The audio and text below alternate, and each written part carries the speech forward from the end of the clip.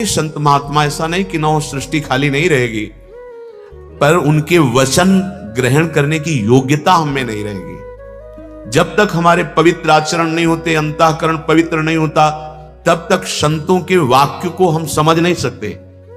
वासनामयी बुद्धि, कामनामयी बुद्धि संत वाक्यों को नहीं समझ सकती। उसके लिए तो निर्वासनिक बुद्धि चाहिए। कलिकाल का ऐसा वासना में प्रभाव बढ़ेगा कि संत वाक्य उसको एक उपहासास्पद वाक्य लगेंगे। ऐसा कैसे हो सकता है? वो ऐसा सोचेगा।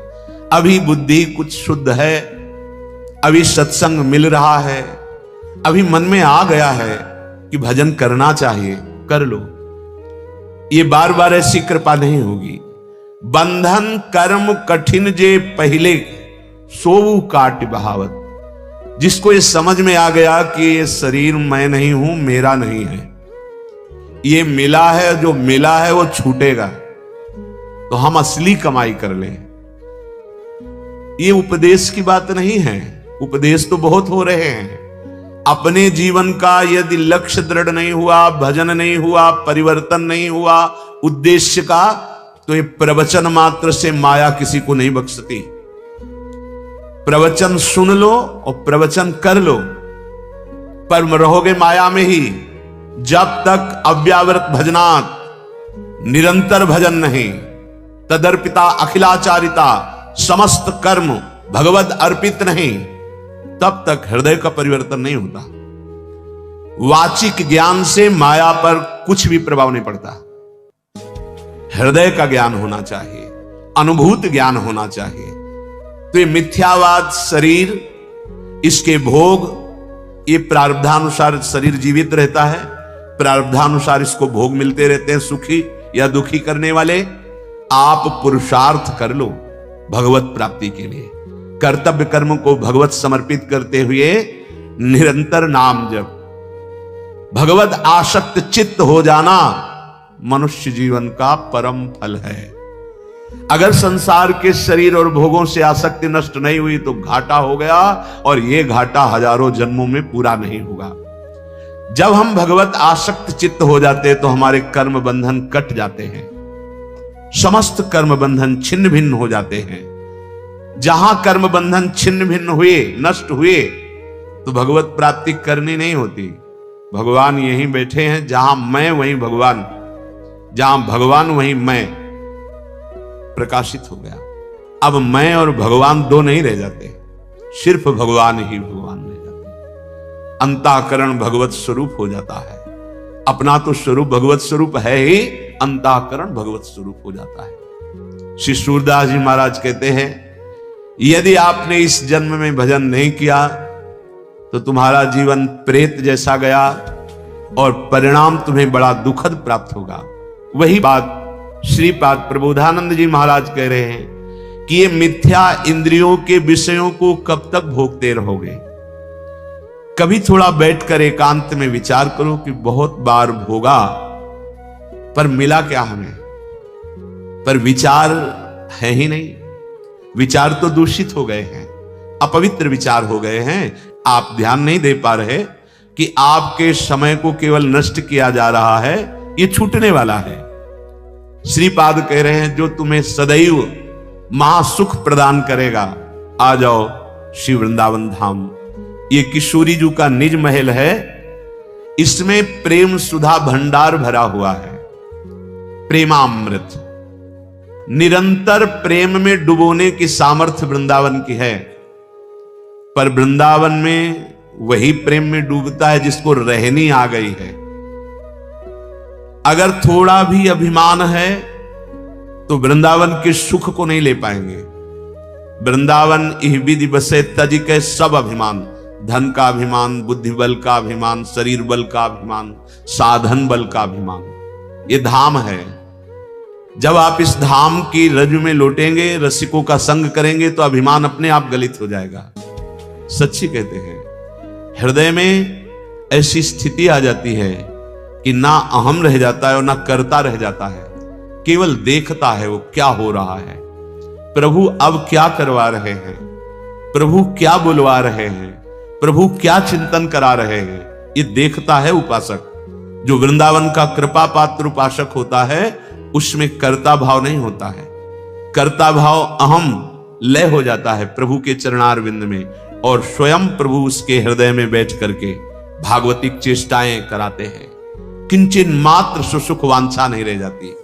ये स्थिति धाम प्रदान करता है, और आप ये स्थिति बाहर से प्राप्त कर सकते हैं धाम आश्रित होकर। जैसे पूज्य भाई जी श्री हनुमान प्रसाद पोद्दार जी गीता वाटिका में, पूज्य श्री राधा बाबा जी, आप कहेंगे ये बड़े महापुरुष हैं, तो ये बड़े महापुरुष किनके हुए? प्रभु के। क्या अंश में बड़ाई छोटाई होती है क्या? चींटी में जो अंश है, हाथी में भी वही अंश है, देवराज इंद्र में भी वही अंश है। अंश में कोई फर्क नहीं होता, भगवद अंश समान रूप से होता है। हां, अब उस स्वरूप स्थिति में जागृत कौन हुआ है, ये बात होती है। आप जागृत हो जाएं तो जो भाई जी को प्रियालाल सुख दिए वही आपको देंगे, जो मीरा जी को सुख दिए वही आपको देंगे। पर आप तो सोए हुए हैं मोह निद्रा में, इंद्रियजन्य भोगों में आप आसक्त हैं। जैसे जैसे आपका नाम जब चलेगा आपको समझाना नहीं पड़ेगा, इंद्रियजन्य भोगों में अरुचि हो जाएगी। लौकिक जितनी सुख सुविधाएं हैं ये स्वयं आपके चरणों में आ जाएंगी, पर आपके हृदय से मात्र चला जाएगा। जहां आपका भजन ठीक से होने लगा तहां आपकी ऐसी योग्यता बढ़ेगी कि ब्रह्म पदवी भी, जो परमेष्ठी पद, वो भी आपको फीका लगने लगेगा। पर भजन में रुचि नहीं है, भजन करने की हमारे अंदर लगन नहीं है। रोज सत्संग सुनते हैं, रोज सत्संग होता है, नाम की महिमा रोज गाई जाती है, पर आप देखिए अपने हृदय में जांच कर, क्या आप निरंतर नाम जप रहे हैं? क्या आप विषय चिंतन को काट पा रहे हैं? क्या आप प्रियालाल के लिए रोते हैं? विचार करके देख लो। यदि हां तो आप धन्य हैं, और यदि नहीं तो अब भी दुर्भाग्य है कि सुधा भंडार, प्रेम सुधा भंडार वृंदावन में आकर, वृंदावन का आश्रय लेकर, वृंदावन की रज में रहकर विषय चिंतन हो रहा है, संसार का चिंतन हो रहा है, प्रियालाल का अखंड चिंतन नहीं हो रहा। सच्ची मानिए, जहां अखंड चिंतन होने लगता है तो ना जीने की आशा रहती है, ना मरने का भय लगता है, ना कोई किसी भी तरह के पद प्रतिष्ठा लाभ की कोई वृत्ति ही नहीं रह जाती, क्योंकि है ही नहीं, यहां कोई लाभ नहीं। कुछ भी बनो, मरना है। अब बोलो इसके आगे क्या उत्तर है? कुछ भी बनो, बिगड़ना है। कोई भी उन्नति कर लो, प्रभु से विमुख होकर, पतन है उसका। हाथ में कुछ नहीं आना, कुछ भी बनो। ये इसलिए कह रहा हूं कि आप सावधान हो जाएं और असली कमाई कर लें। श्रीपाद कह रहे हैं, सारम सारंगवत सुंचरो मधुर बने राधिका केली धामनी। हे भाई सारंगवत, भ्रमर बन जाओ राधा नाम के। जैसे भ्रमर पुष्प का पराग पान करता है, ऐसे श्री कृष्ण के हृदय के प्रेम का पराग है ये राधा नाम। सच्ची मानना, ये हृदय की भी बात आचार्य चरण के प्रताप से जो समझ में आई है, सब साधन जहां तक बने हैं वो किए गए हैं भगवत कृपा प्रसाद से। तुम्हारा मन राधा नाम का भ्रमर बन जाए। प्रेम का समुद्र लालजू महाराज हैं, और उस समुद्र का सार प्रिया जो है, और प्रिया लाल दोनों को अधीन कर ले वो राधा नाम है। ये हम किसी संप्रदायवाद या पक्षपात से नहीं कह रहे, मान लो ये हृदय की बात कह रहे हैं। अहो भाग्य जिनको विश्वास हो जाए इस राधा नाम पर। भ्रमर बना दो। भ्रमर की दो वृत्तियां, एक पराग का स्वाद लेना और एक गुंजार करना। राधा नाम का गुंजार होता रहे, इसलिए हर ध्वनि में राधा नाम गाने की अनुमति दे दी है। अगर आपको संसारिक ध्वनियों के गुनगुनाने का स्वभाव बन गया है तो उसमें राधा नाम गुनगुनाओ। राधा नाम ऐसे भ्रमर की तरह गुनगुनाओ कि वो छूटे ना। कोई भी ध्वनि पकड़ लो, राधा राधा राधा राधा राधा। भ्रमर स्वाद लेता है पराग का, तो राधा नाम सुधा रसम रसयुतुम जिह्वास्तु में विभला।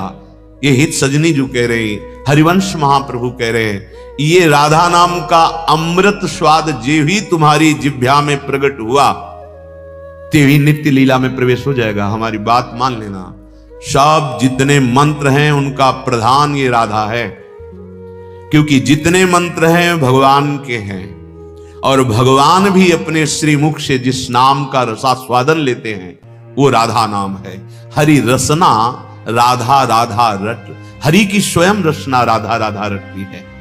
अपने जीवन को कर्तव्य में लगाते हुए यदि हम राधा नाम जप करें तो हमें कुछ दुर्लभ नहीं है। श्री भगवान अर्जुन जी को गीता जी में उपदेश कर रहे हैं, ये सृष्टि के चक्र का अपने अपने कर्तव्य का पालन करेंगे तो देवता प्रसन्न होंगे, देवता प्रसन्न होंगे तो तुम्हें जो आवश्यक सेवा सामग्री वो प्रदान करेंगे, क्योंकि हमारी अन्न से उत्पत्ति होती है, अन्न से पोषण होता है, अन्न से ही पुष्टि होती है। अगर देवता अप्रसन्न हो गए तो हम किसी भी तरह सुखपूर्वक नहीं रह सकते, और वो भगवान के द्वारा अलग अलग लोकपालों के रूप में शासन करने के लिए विराजमान है। जब कोई अपने कर्तव्य का पालन नहीं करता है तो अग्नि देवता, वायु देवता, वरुण देवता सब ये उसको कष्ट देने लगते हैं, बाहर और भीतर। शरीर की वायु बिगड़ गई, बात रूप में हर जोड़ में दर्द, कफ प्रकट हो गया, अग्नि बिगड़ गई, भोजन पचना बंद हो गया, ये सब देवता हैं। यदि आप अपने कर्तव्य का पालन नहीं करेंगे तो तुम्हारे भीतर और बाहर दोनों जगह भारी दुख का जाल बिछा देंगे देवता लोग। ये भगवान के शासन विभाग के हैं। यदि आप अपने कर्तव्य का पालन भगवत सन्मुख होकर करेंगे तो जैसे जल की वर्षा होती है ऐसे तुम्हें सुख सामग्री का विधान बनता चला जाएगा, आप उन्नतशील होते चले जाएंगे और भगवान का भजन भी बनेगा और इस लोक में भी सुखी रहेंगे। ई परलोक सकल सुख पावत, चाहे इस लोक में हो चाहे परलोक में हो, कोई दुख तुम्हारा स्पर्श नहीं कर पाएगा। आएगा भले प्रारब्धानुसार, लेकिन तुम्हें परास्त नहीं कर पाएगा यदि अपने कर्तव्य का पालन कर रहे हो। श्री भगवान कह रहे हैं, एवं प्रवर्तितम चक्रम नानुवर्तयति यः अघायुरिंद्रिया रामो मोघम पार्थ सजीवति। वही बात जो सूरदास जी महाराज भी कह रहे थे, वो जीता जी प्रेत हो जाता है। जैसे गोस्वामी जी कह रहे जीवित मुर्दा टहल रहा है, भगवान यहां कह रहे मोघम पार्थ सजीवति, उसका बिल्कुल बेकार जीवन चला गया। किसका? जो अपने कर्तव्य का पालन नहीं करता है। इस लोक में भगवान ने जिसको जो कर्तव्य दिया है उसका जो पालन नहीं करता है वो सृष्टि चक्र में बहुत बड़ा धक्का पैदा कर रहा है। जैसे आपको धर्म पूर्वक अपने अपने कर्तव्य बताए गए हैं कि आप एक पति हैं, आप एक भाई हैं, आप एक पुत्र हैं, आप एक समाज सेवक हैं, आप एक राष्ट्र के जन हैं, तो आपका कर्तव्य अपने अपने अधिकार के अनुसार है। यदि आप ऐसा नहीं करते तो सृष्टि चक्र में बाधा पहुंचा रहे हैं। वह इंद्रियों के द्वारा